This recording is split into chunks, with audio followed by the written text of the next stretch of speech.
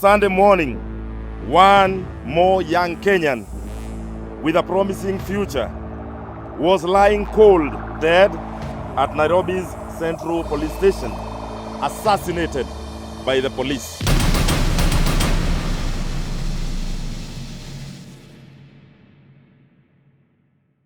How much do you love each other, Africans? How much do you love each other? Do you really love Africans? I know Africans come together because they look alike. Yeah. And this is not exclusive to Africans, because people that look alike tend to come together naturally because you expect to have the same values, the same ideas, the same modus operandi, or maybe the same history. But coming together should be constructive, building each other up, moving one another forward, not the opposite. Because unfortunately, unlike what we see in other communities where once one of you is doing okay, other people put themselves together to push him even further. One of you is trying to do something positive and he doesn't have the fundings. And some of you or some of others will come together contributing €1, $1 so they can push him further. Unlike our communities, that doesn't work that way. I mean, the bottom line is if today you say we have somebody in a community that needs $50,000 to start a business or to start a project that is there for the past 15 years, it is confirmed that it's going to work. And we ask each of you to give $1. $1. Many of you won't give. Maybe 20 will give, but there's over 250,000 people. Most won't give. Why? Because you're going to be like, that money, what is he going to do with it? Yeah, other people will give. That's what it is. I mean, some people even come in my comment section telling me I must make my news. Like, no, this is not how you must speak. You must repeat this and that. Like, dude, how much money do you pay to get news here? Who the hell do you think you are? I mean, you're not like part of these people right here. If you look at this is the group, private group people. I can understand them because they actively here. They're actually actively here. So you just came out of nowhere and come telling us, no, this is not how you should be doing the news. You sound like CNN. Bro, you must go jump right into conclusions. Don't tell us your speech before you speak about the news. Like, who called you here? Who called you here? I can only listen to suggestions from people that are in the group. I'll listen to the suggestions, not you. You come here, you just sit right there. You want to hear the news the way you want to hear the news. This is my platform, baby. I'm going to tell you how I feel first before you watch the news. If you don't like it, well, join the group. Now, let's get back on track. My question is, why can't we help each other? Why can't we help one another? You know, in other communities, they'll tell you, you must work with your people. Okay? Work with your people so you can grow. It's only within black people community where you hear people saying, oh, don't ever do business with family. Yeah, I know some Americans, white Americans or something, but in most places, if you go to Serbians, they work together. Pakistanis, it's family business. Italians, it's family business. It grows. You go to Greek, family business. They grow together. You see them meeting each other once a month at a mother's family. Let's say you have 8 brothers who are all married. They all work in the same business. They created a business so they don't have to work for anybody else. They make sure their children are also trained into the business they're working in. And at the end of the month, on a Friday or Saturday, they all go to their mother, who is the grandmother to the children. Or 8 boys, okay, or 8 men, their wives and their children. So there's sense of community. The wealth is not going anywhere else. They're paying their own children as managers. They're training them. Why can't we do it? Why are we unable to come together and build something? Why can you not work with your brothers? They are your blood brothers. The bottom line, you're scared of your own brothers because you feel like, if I let my brother work in a business, he might spend the money and I won't have the courage to send him to jail. Why does your brother need to break the business down instead of pushing it forward? I don't understand. Did God create us with different substance from other people? I don't get it. I don't understand it. It's like, the best thing that brings us together is when you want to destroy another black man. And this is not limited to Africans. You will find it in America within black American community. You will find it in the Caribbean. You will find it in Asian. Same thing, same demons. It's very sad. This has got to change. Somehow it has to change. We are in Kenya, Phil. This is Kenya. It's a map. Beautiful place, lovely people. Have you been to Kenya before? Wow, I suggest Nairobi, vibey, very interesting. Hotels, restaurants, clubs, whatever you want to call it. Beautiful. Mombasa, the beach, the winds, the sands, the Caribbean in Africa. Beautiful place. Now in Kenya, something very drastic is happening. I know we've spoken about Kenya lately. Yeah, we need to speak about this. We can't shut down. I'm going to read so we can make this fast, okay? I'm going to read. Now, so in Kenya, there's a young man that's been thrown in jail for making a comment, okay? A comment over who? About a politician. And he's been unalived for that. Albert cannot stand this day to testify in court. If Albert did a mistake, let him testify in court. That's why we have court. Okay. Let him testify in court. But what happened between here and Homa Bay, only Albert can tell us.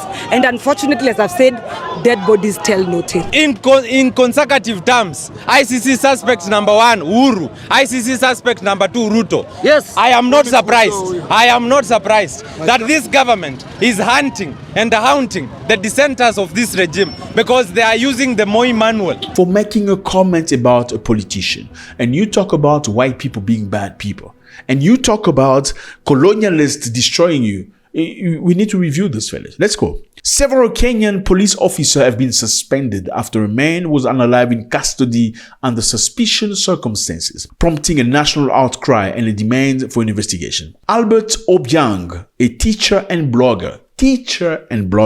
So he teaches people, teaches children, and he blogs. So he teaches, which is his vocation, and he blogs because bloggers, in most cases, are just people that have a lot to express. It's only lately that blogging has become a means of income. And that's why you see that all the bloggers are the best, because it's never because of the money. Okay, it's the people that follow the money that bring you nonsense. It's usually the deep people that were filled with ideas, the artists, the writers. Those are the ones that brought you the real news and whatever. Now, this man, a blogger, was arrested on Friday in a western town of Homa Bay following a complaint by Kenyan Deputy Police Chief Eliud Lagat, who accused him of defamation on social media. So a police chief deputy accused this man of defamation on social media. So you're scrutinizing people on social media, what they're saying. That's what I say to you all, fellas, okay? Some of these countries you can go to, okay, where you call racism every day, you can actually say things about the president on your social media. Nobody's going to come looking for you. Nobody's going to come bother you. No one, unless you go and throw a stone at the president cortege or carcade, that's when you're going to have real issues. But if you express yourself about the president, nobody's going to come look for you. It is in Africa where they do such things to you. Okay, they will look for you at the airport, they will find you, they will block your passport, they will take you to places without registering you officially. I mean, instead of being prosecuted locally, Obiang was transported over 350 kilometers, about 220 miles, to Nairobi. Okay? They took him to Nairobi, where he was held at a police station. Imagine taking somebody 350 kilometers. What are you trying to do? Why would you spend your fuel, your energy, your resources to displace somebody 350 kilometers to another place if you don't have bad intentions? Or at least you want to teach him the most ruthless lesson ever. According to the police, the 31-year-old allegedly suffered fatal head injury after hitting his head against a cell wall. Okay, he hit his head against a cell wall, and that unalived him. And he was later found unconscious during a routine sale. So they were just inspecting the cell. That is when they found that the man was unconscious. So he was declared unalive at his arrival at the hospital. However, human rights groups have cast serious doubt on this version of the event. At this point in time, we are saying enough is enough. We are losing too many lives at the hands of the police. No matter what happens, custody, police, someone should not lose their lives. They must give us the particular occurrence book number so that then we know when Albert was booked. How can you transfer somebody onto a 300-kilometer police if he wasn't even booked locally as arrested? I mean, you're in this town, okay? Let's say you do something negative and you should be legally detained, but you're not registered in the police locally. You transfer 350 kilometers away, 220 miles, and you talk about love amongst Africans? Let me continue. The response to the growing backlash, the Inspector General of the police, Douglas Kanja, confirmed that all officers on duty at the Nairobi station during Obiang detention, including the station commanding officer, have been interdicted. They are barred from active duty and will receive half a pay pending the outcome of the injury. So all active officers that were in the office or the police station where this man was detained, where he lost his life, are going to be set aside. They're going to get half their salary until they get a solution to this. How do you feel about this? Now, an independent police oversight authority, the IPOA, which is leading the investigation, has pledged to deliver justice. We will do everything to ensure accountability, not only for the family, but for all Kenyans. This is what Mr. Ahmed Asak Hassan has said. Well, Mr. Ahmed Asak Hassan, the entire Africa is watching. Okay, we all watching, and we expect a lot of good things coming from you. We expect nothing but justice for this man. Okay, we're tired of the Africans subjugating another African. We're tired of seeing Africans lose their life within the end of other Africans. I think there should be rough and ruthless reaction against people that are guilty in this situation, in the name of peace and in the name of humanity. Because that man that's unalive is somebody's son. We are harmless. We have nothing to say. God will revenge for us. Somebody has paid the price for him. Somebody carried him for 9 months. Somebody looked after him, paid the school fees. It's probably somebody's husband. Somebody's gonna cry forever because some dude's ego is too big. Why do you want to be in government if you can't take criticism? Why do you want to be part of politics if you cannot take criticism? Even artists, musicians take criticism. They get insulted every day. That's a decision you make as soon as you say, okay, I'm going to be a public servant. You're going to be insulted. Even pastors are insulted. Why can't you keep your ego on check? Then find another job. If you cannot be questioned, if you're going to work for the people, you will be questioned. They will ask you for accountability. Well, you want to mute this guy because he's saying something truth.